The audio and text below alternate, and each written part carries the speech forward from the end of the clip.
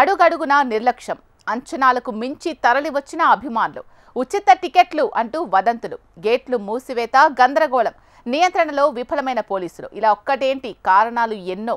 తాము ఆరాధించే ఆటగాళ్లను చూసేందుకు అభిమానులు పోటెత్తడంతో గందరగోళ పరిస్థితులు ఏర్పడ్డాయి. విజయోత్సవ సంబరాలు కాస్త ఘోర విషాదానికి దారితీశాయి.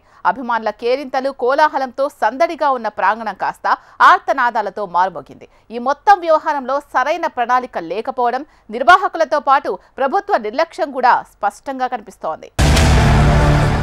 18 ఏళ్ల సుదీర్ఘ నిరీక్షణ అనంతరం తొలిసారి ఐపీఎల్ టైటిల్ నెగ్గింది రాయల్ ఛాలెంజర్స్ బెంగళూరు. ఆర్సీబీ అభిమానులు బెంగళూరులో పెద్ద ఎత్తున సంబరాలు చేసుకున్నారు.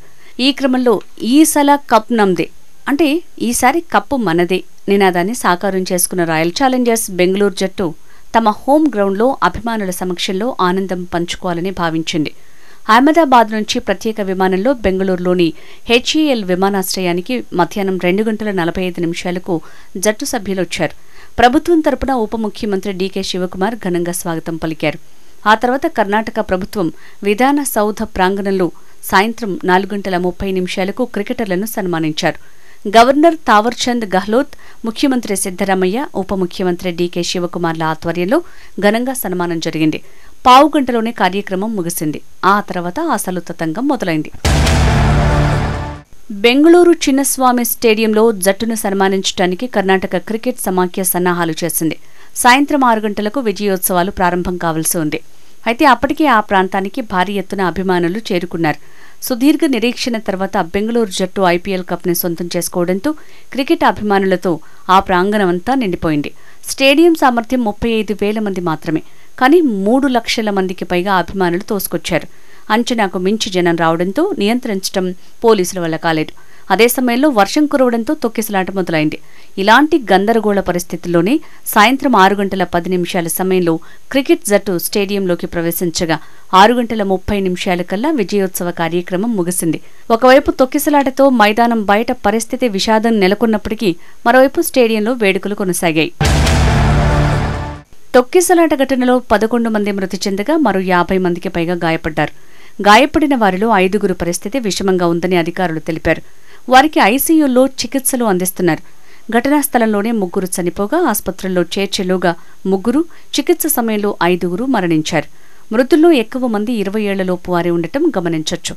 ఆసుపత్రుల్లో చేరిన వారి సంఖ్య అధికారికంగా 35కు పైగా ఉండగా చిన్నపాటి గాయాలతో ఇంటికి చేరినవారు, ఇతర ఆసుపత్రుల్లో చేరిన వారి సంఖ్య 400కు పైగా ఉంటుందని అంచనా. సుదీర్ఘ నిరీక్షణ తర్వాత కప్ను అందుకున్న అభిమాన క్రీడాకారుల్ని చూడాలన్న ఆశలు ఆవిరయ్యాయి. ఆర్సీబీ విజయోత్సవ కార్యక్రమం కాస్త తొక్కిసలాట కారణంగా చిన్నస్వామి స్టేడియం బాధితుల రోదనలతో నిండిపోయింది. చిన్నస్వామి స్టేడియం దగ్గర తొక్కిసలాట దుర్ఘటన వెనుక పలు కారణాలు కనిపిస్తున్నాయి. ఉచిత టికెట్లు అంటూ వదంతులు, అధిక రద్దీతో తోపులాట, స్టేడియం గేట్ల మూసివేతతో నెలకొన్న గందరగోళం వల్ల ఈ దుర్ఘటన చోటు చేసుకుంది. స్టేడియం వద్ద రద్దీని నియంత్రించేందుకు 5,000 మంది పోలీసులను మోహరించారు.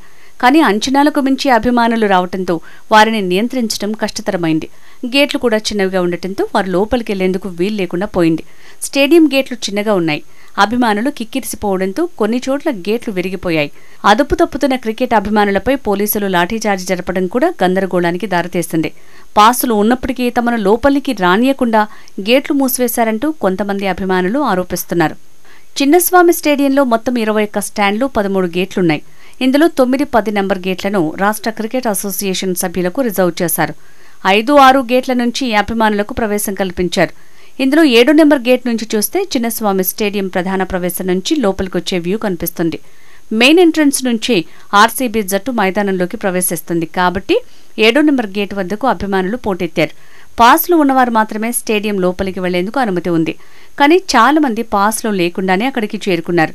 అదే సమయంలో 7 నెంబర్ గేటు వద్ద ఉచిత టికెట్లు పంచుతున్నారన్న ప్రచారం మొదలైంది. దీంతో వాటిని తీసుకునేందుకు అభిమానులు పరుగులు తీశారు. టికెట్ల కోసం ఒకరినొకరు తోసుకోవడంతో తొక్కిసలాట జరిగిందని ప్రత్యక్ష సాక్షులు చెప్తున్నారు. ఈ మొత్తం విషాదాంత ఘటన వెనుక ప్రణాళిక లోపాలు స్పష్టంగా కనిపిస్తున్నాయి. టీం మేనేజ్మెంట్ చాలా హడావుడిగా ఈ కార్యక్రమాన్ని ఏర్పాటు చేసింది. ఫైనల్ మ్యాచ్ జరిగిన 24 గంటల్లోపే బెంగళూరు వచ్చేసి ఇలాంటి ఈవెంట్ చేయాల్సిన అవసరం ఎంతమాత్రం లేదు. సన్నాహాలకు కనీస సమయం కూడా ఇవ్వకుండా ప్రోగ్రాం వివరాల్ని సోషల్ మీడియాలో పోస్ట్ చేసి టీం ఫ్యాన్స్కి పిలుపు ఇచ్చేసింది. ఇంకా గెలుపు ఆనందంలోనే ఉన్న అభిమానులకు ఈ కార్యక్రమం దానికి కొనసాగింపులా కనిపించి అంతా ఒకసారిగా దూసుకొచ్చారు. పోలీసులు చివరికి పరిస్థితిని వివరించి ఓపెన్ టాప్ బస్ ర్యాలీ జరగకుండా నిలువరించినా అప్పటికే పెద్ద నష్టం జరిగిపోయింది. దాదాపు ఏడాది క్రితం భారత టీ20 జట్టు వరల్డ్ కప్ గెలిచి వచ్చిన తర్వాత ముంబైలో ఓపెన్ టాప్ బస్సులో విజయ యాత్ర జరిగింది. అయితే అంతటి మహానగరంలో కూడా ఎక్కడా ఎలాంటి సమస్య రాకుండా అధికారులు, పోలీసులు చక్కటి ఏర్పాట్లు చేశారు. కానీ ఇప్పుడు ఆర్సీబీ వేడుకలో అపశృతి చోటు చేసుకుంది. చిన్నస్వామి స్టేడియం దగ్గర జరగాల్సిన కార్యక్రమానికి సంబంధించి ప్రకటనల్లో కూడా గందరగోళం చోటు చేసుకుంది.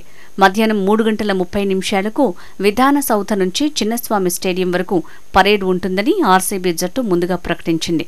అయితే అభిమానుల రాకను ముందే అంచనా వేసిన పోలీసులు ర్యాలీకి అనుమతి ఇవ్వలేదు. ఆర్సీబీ జట్టు పరేడ్ ఉందని, కేవలం స్టేడియంలో సన్మాన కార్యక్రమానికి మాత్రమే అనుమతి ఉందని బెంగళూరు ట్రాఫిక్ పోలీసులు ఉదయం 11:56 ప్రకటించారు. మధ్యాహ్నం ఆర్సీబీ మేనేజ్మెంట్ మరో ప్రకటన చేసింది. పరేడ్ నిర్వహిస్తామని అభిమానులు మార్గదర్శకాలు పాటించాలని కోరింది. ఈ ప్రకటనతో అభిమానుల్లో గందరగోళం నెలకొంది. పరేడ్ ఉంటుందో లేదో తెలియక ఎక్కువ మంది నేరుగా మైదానం లోపలికి వెళ్లేందుకు ఉత్సాహం చూపించారు. వారిని అడ్డుకుని పోలీసులు లాఠీచార్జ్ చేయడంతో పరిస్థితి మరింత ఉద్రిక్తంగా మారిందని ప్రత్యక్ష సాక్షులు చెప్తున్నారు. చిన్నస్వామి స్టేడియం దగ్గర జరిగిన ఈ విషాదం పట్ల రాష్ట్రపతి ద్రౌపది ముర్ము, ప్రధాని Modi, Karnataka CM Siddaramaiah, deputy CM DK Shivakumar, Congress అధ్యక్షుడు ఖర్గే, లోక్సభలో ప్రతిపక్ష నేత రాహుల్ గాంధీ సహా పలువురు ప్రముఖులు తీవ్ర దిగ్భ్రాంతి వ్యక్తం చేశారు. ఈ ఘటనపై న్యాయ విచారణకు ఆదేశించిన కర్ణాటక ముఖ్యమంత్రి సిద్దరామయ్య మృతుల కుటుంబాలకు 10 లక్షల చొప్పున ఎక్స్ గ్రేషియా ప్రకటించారు. విజయోత్సవ వేళ ఈ దుర్ఘటన దురదృష్టకరమని ముఖ్యమంత్రి సిద్దరామయ్య ఆవేదన వ్యక్తం చేశారు. అంచనాకు మించి అభిమానులు చేరుకోవడంతో నియంత్రణ సాధ్యపడలేదని వెల్లడించారు. అటు కర్ణాటక రాష్ట్ర cricket association, RCB team management కలిసి 5 లక్షల చొప్పున అందిస్తామని ప్రకటించారు. ఒకవైపు విషాద వాతావరణం కొనసాగుతుంటే మరోవైపు రాజకీయ విమర్శలు మొదలయ్యాయి. అధికార కాంగ్రెస్, ప్రతిపక్ష బీజేపీ, జేడీఎస్ పరస్పర రాజకీయ విమర్శలకు దిగాయి. ఈ ఘటనకు రాష్ట్ర ప్రభుత్వ నిర్లక్ష్యమే కారణమని, మరణాలకు ప్రభుత్వమే బాధ్యత వహించాలని బీజేపీ డిమాండ్ చేస్తోంది. హెచ్ఈఎల్ నుంచి విధాన సౌధ వరకు విజయోత్సవ ర్యాలీకి అనుమతి ఇచ్చి ఉంటే లక్షల మంది ఒకే చోట చేరుకోవాల్సిన అవసరం ఉండేది కాదని విపక్ష నేత ఆర్ అశోక్ వ్యాఖ్యానించారు. క్రికెటర్లను రిసీవ్ చేసుకోవటానికి డిప్యూటీ సీఎం శివకుమార్, ఆయన అనుచరులు పెద్ద సంఖ్యలో ఎయిర్పోర్టుకు వెళ్లటాన్ని తప్పుబట్టారు జేడీఎస్ నేత, కేంద్ర మంత్రి కుమారస్వామి. అమాయకమైన అభిమానుల మృతికి బాధ్యత ఎవరు వహిస్తారు అని ప్రశ్నించారు. అయితే ఈ ఘటనకు ప్రభుత్వానికి ఎలాంటి సంబంధం లేదని సిద్దరామయ్య వివరణ ఇచ్చే క్రమంలో ఆయన నోట కుంభమేళా తొక్కిసలాట ప్రస్తావనకి వచ్చింది. ఈ ఏడాది ఆరంభంలో ప్రయాగ్రాజ్ కుంభమేళాలోనూ తొక్కిసలాట జరిగింది. ఆ ఘటనలో 50 నుంచి 60 మంది చనిపోయారు కదా. అలాగని ఇప్పుడు జరిగిన ఘటన నుంచి తప్పించుకోవాలని మేము అనుకోం.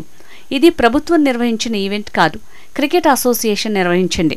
అదృష్టవశాత్తు విధాన సౌధ వద్ద జనం గుమికూడినప్పటికీ ఎలాంటి అవాంఛనీయ ఘటన జరగలేదని సిద్దరామయ్య వివరణ ఇచ్చారు. IPL champion royal Challengers Bengaluru విజయోత్సవ వేడుకల్లో తొక్కిసలాట ఘటన దురదృష్టకరమన్నారు బీసీసీఐ కార్యదర్శి దేవజిత్ సైకియా. వేడుకల్ని మరింత మెరుగ్గా ప్రణాళిక చేసుకోవాల్సిందని సైకియా అభిప్రాయపడ్డారు. ఇది చాలా దురదృష్టకరం. ప్రజాదరణ విషయంలో ప్రతికూల కోణం ఇది. తమ ఆరాధ్య క్రికెటర్లు అంటే అభిమానులకు పిచ్చి. నిర్వాహకులు మరింత మెరుగ్గా ప్రణాళిక చేసుకోవాల్సింది అని తెలిపారు.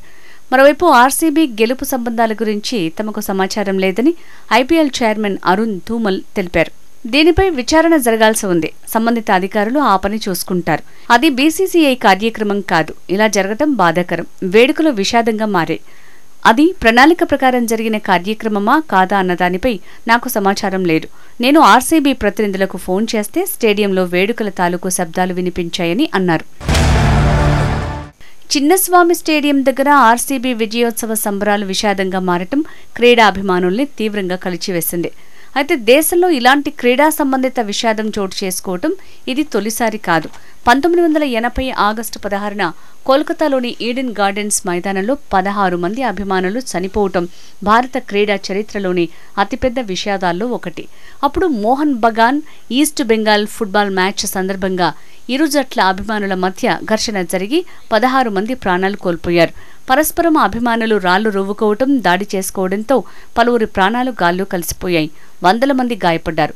ఇక 1969లో ఇదే ఈడెన్ గార్డెన్స్ మైదానం బయట మరో విషాదం చోటు చేసుకుంది. భారత్ ఆస్ట్రేలియా టెస్ట్ మ్యాచ్ టికెట్ల కోసం పెద్ద ఎత్తున అభిమానులు రావటం, పరిస్థితి అదుపు తప్పి తొక్కిసలాట చోటు చేసుకోవడంతో 6 చనిపోయారు, 100 మందికి పైగా గాయపడ్డారు. 2022లో హైదరాబాద్లోని జింఖానా మైదానంలో భారత్ ఆస్ట్రేలియా T20 మ్యాచ్ టికెట్ల కోసం అభిమానులు ఎగబడటంతో తొక్కిసలాట జరిగి విషాదానికి దారితీసేలా కనిపించింది. అయితే ఆ ఘటనలో ఎవ్వరూ ప్రాణాలు కోల్పోలేదు. 2 పోలీసులతో పాటు 7 తీవ్రంగా గాయపడ్డారు.